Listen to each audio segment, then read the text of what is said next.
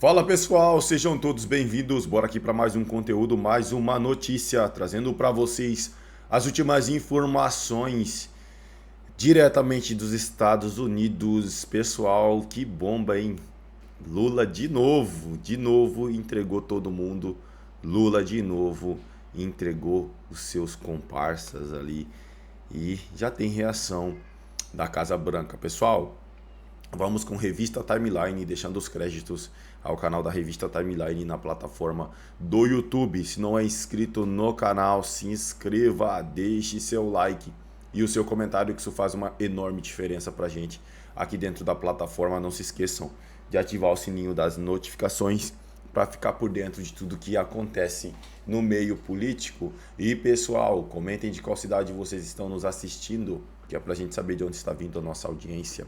Agora, sem mais enrolação, bora pro conteúdo. Ir atrás de besteira, mas tem muitos atos falhos, né? Coisas assim que ele pensa, que ele fala, que ele se confunde. Então, queria mostrar esse vídeo aqui. Vamos ouvir, depois a gente comenta.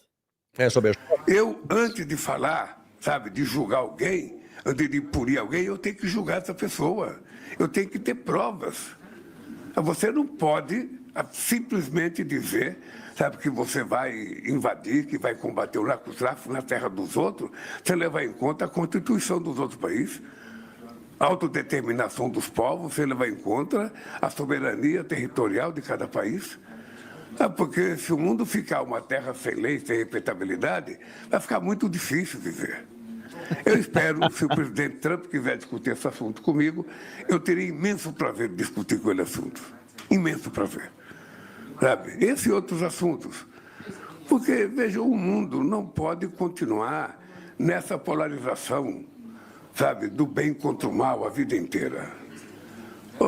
Toda vez que a gente fala de combater as drogas, possivelmente fosse mais fácil a gente combater os nossos viciados internamente. Os usuários. Os usuários são responsáveis pelos traficantes, que são, sabe, vítimas dos usuários também. Ou seja, então você tem uma troca de gente que vende e tem gente que compra. Eu puxei a Anistia porque a gente tem uma série de assuntos, uma série de pautas, todas ligadas a combate ao narcotráfico e a turma que é contra. Os traficantes são vítimas dos usuários, cara. Ele falou isso. Isso aí é a discussão dele com a S. Você entendeu? Você tem que imaginar o Lula, o Fernandinho Beiramar, o Marcolo e o Aécio. Ele vira e fala: porra, Aécio, você está atrapalhando a vida do Marcolo e do Fernandinho Beiramar. Sai daqui, Aécio.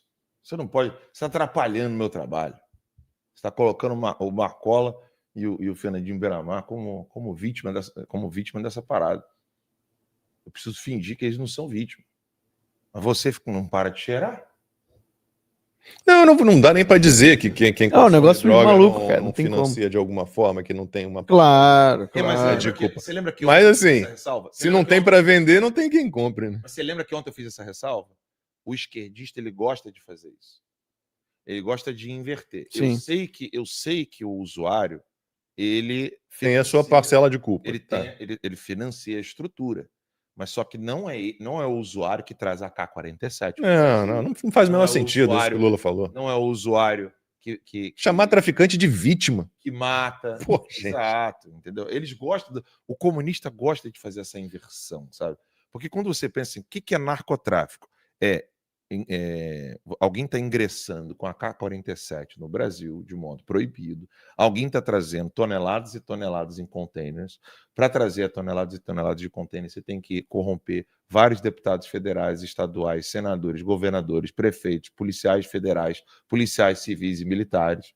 Você tem uma gama de gente sendo corrompida ali para que a droga chegue no bolso do Aécio. Entendeu? Para a cocaína encostar nos últimos fios de cabelo do nariz do Aécio, ela passou por um processo. Os últimos fios, porque vai queimando, né? Para ela chegar lá, você teve desde ministro da STF, desembargador, juiz de primeira instância, delegado de Polícia Federal, civil, você tem ali comandante da Polícia Militar, você tem toda uma gama de gente preparando a droga para chegar lá. Aí o comunista não fala contra essa galera. Eu adorei, porque nós mostramos ontem, eu acho que é melhor a gente comentar hoje no programa, porque eu acho que o público é diferente. O Trump foi questionado. Então você vai declarar guerra a esses narcotraficantes? É, disso que ele tá falando, né, o Lula? Isso. Aí não, mas é a fala do Trump, né? A fala do Trump. Não, acho que a gente não vai precisar declarar guerra, não. É só chegar lá e matar. Sabe? É tipo... Eles vão ficar bem mortos. Eles vão ficar bem mortos. Mas acabou. Morreu. O Trump está falando algo que pode parecer heróico, pode parecer um negócio, finalmente. Gente, isso era a conversa com qualquer pessoa adulta na década de 70. Olha o nível que nós chegamos. Qualquer pessoa. Não, E só um detalhe aqui, Lacombe, porque ele começa falando de que não podemos ficar numa terra sem lei. Ou seja, o fato do Trump impedir que as pessoas levem drogas para os Estados Unidos e dizer que, olha, se você abrigar traficantes, se você passar pano para traficante, se você financiar traficante, se você estiver ganhando direto ou indiretamente com traficante, né? Você faz parte, de algum modo, você está fazendo parte do esquema do tráfico de drogas internacional, nós vamos até você. E por que ele fala isso? Porque é um ataque aos Estados Unidos. E esse é o ponto. Ou seja, o Trump está dizendo que ele vai agora patrulhar as ruas do Rio de Janeiro. Né? Não é isso. Apesar que eu acho que muita gente que mora no Rio de Janeiro ia gostar que ele fizesse isso. Mas não é isso que ele está fazendo. O que ele quer impedir é que você sirva de base para traficantes que levam drogas para os Estados Unidos. É isso que ele quer. Ou seja, é exatamente o contrário. O que o Alan explicou ali, que é o que os comunistas fazem muito. Eles fazem uma inversão, é a falácia da inversão. Não posso aceitar o Trump indo lá na Venezuela e tirando Maduro, que é chefe do maior cartel de drogas da América Latina, tá? Por quê? Porque não podemos ser uma terra sem lei. Só que, o Maduro foi eleito sem eleição, né? Porque tem provas das atas da eleição de que ele não foi eleito, o Maduro, né? Ele é chefe do cartel de Los Soles, que é um dos cartéis hoje que mais mandam droga para os Estados Unidos, né? Ele tortura, mata, sequestra, acaba com a oposição política. E aí você quer acusar o Trump de que quer parar que isso aconteça, quer fazer parar que tudo isso aconteça, de terra sem lei?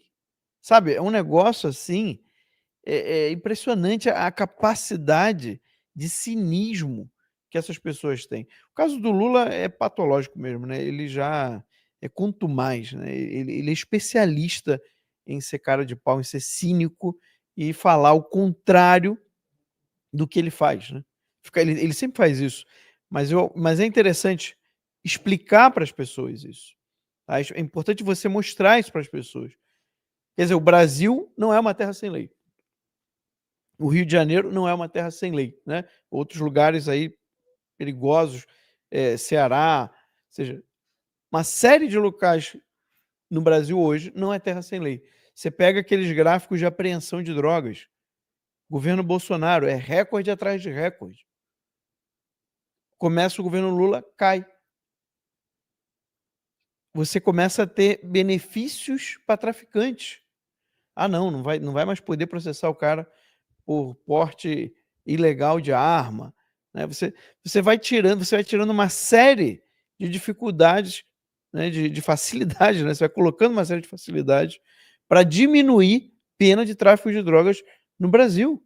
Você não quer que eles sejam considerados grupos terroristas. Por quê? Porque isso permitiria que os Estados Unidos e outros países pudessem agir contra essas facções criminosas no Brasil. Então, o PT hoje é o maior braço de proteção política ao narcotráfico. E aí ele quer chegar né, lá na Indonésia, falar para o mundo de que o Trump está fazendo os países virarem terra sem lei. Olha que loucura. E as vítimas a que o Lula se referiu, né, os traficantes, as vítimas, estavam aí tramando, né, a execução do Lincoln Gaquia, promotor do Ministério Público do Estado de São Paulo, um dos integrantes do GAECO, que é um grupo de combate ao crime organizado. O Lincoln Gaquia, já o entrevistei algumas vezes, está no combate ao PCC há mais de 20 anos, ele está nessa, e aí descobriram um plano para executá-lo, para executar também um coordenador de presídios ali da região de São Paulo, principalmente da região oeste de São Paulo, Roberto Medina. Esses bandidos estavam mapeando já há muito tempo todos os deslocamentos do Lincoln Gaquia e do Roberto Medina. Eles tinham alugado uma casa a apenas 1 quilômetro da casa do Lincoln Gaquia, promotor, e inclusive essa casa também era usada como ponto de distribuição de drogas. Então vocês vejam, tadinhos, né? Vítimas planejando a execução de agentes do Estado que combatem o crime organizado. Inclusive, Pedro, se você puder botar aquele trechinho da entrevista do Lincoln Gaquia, esse foi no meu programa Agora com Lacombe, era um programa que eu tinha, um dos programas que eu tinha lá na Rede TV, é um trecho bem curtinho, de 1 minuto, só para as pessoas entenderem o que é a guerra contra o tráfico de drogas, contra as drogas. Pode soltar. Essa falácia de dizer que o Estado perdeu a guerra contra as drogas, portanto, vamos descriminalizar e deixar o país virar um circo de horrores, entregar a nossa juventude, né, a esses traficantes, como ocorreu e ocorre na Holanda, por exemplo, que é uma praça de horrores, né, onde você pode consumir qualquer tipo de droga. Os países desenvolvidos que descriminalizaram estão pagando pelo seu erro. Nós temos aqui hoje, por exemplo, o Uruguai, nosso vizinho, né, que descriminalizou o uso recreativo da maconha. É isso aí, pessoal, e vamos para mais uma notícia. Lula diz que acordo com Trump é possível, mas não deve ser fechado na Malásia. Líder brasileiro afirma que negociação com os Estados Unidos será conduzida por ministros e finaliza expectativa positiva para a reunião com o norte-americano no domingo. O presidente Luiz Inácio Lula da Silva afirmou nesta sexta-feira que acredita ser possível alcançar um acordo com os Estados Unidos, mas indicou que isso não deve ocorrer durante a reunião prevista com o presidente Donald Trump no domingo em Kuala Lumpur, na Malásia. Se eu não acreditasse que é possível chegar a um acordo, eu não faria reunião. Eu nunca participo de uma reunião se eu não acredito no sucesso dela.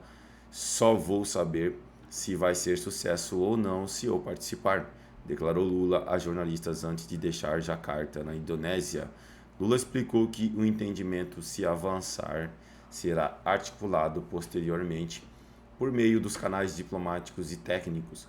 Ele citou diretamente o vice-presidente Geraldo Alckmin, o ministro das Relações Exteriores Mauro Vieira e o ministro da Fazenda Fernando Haddad como responsáveis por conduzir as tratativas com representantes do governo norte-americano.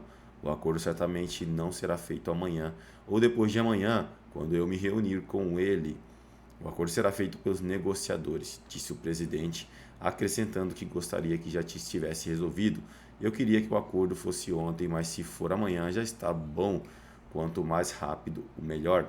Segundo Lula, as negociações haviam sofrido um truncamento, mas o cenário mudou após um telefonema do presidente Trump a Brasília. Acho que nós estamos caminhando, avaliou. O presidente brasileiro afirmou ainda que pretende mostrar a Trump que houve um equívoco nas taxações ao Brasil, além de cobrar explicações sobre a punição que foi dada aos ministros brasileiros na Suprema Corte, que não tem nenhuma explicação, nenhum entendimento. Lula indicou que a reunião entre os dois chefes de Estado não terá temas restritos. Não existem assuntos proibidos para um país do tamanho do Brasil conversar, afirmou, citando os temas que podem incluir Gaza, Ucrânia, Rússia, Venezuela, minerais críticos e terras raras. É isso aí, pessoal. Agradeço a vocês pela companhia. Até o próximo conteúdo.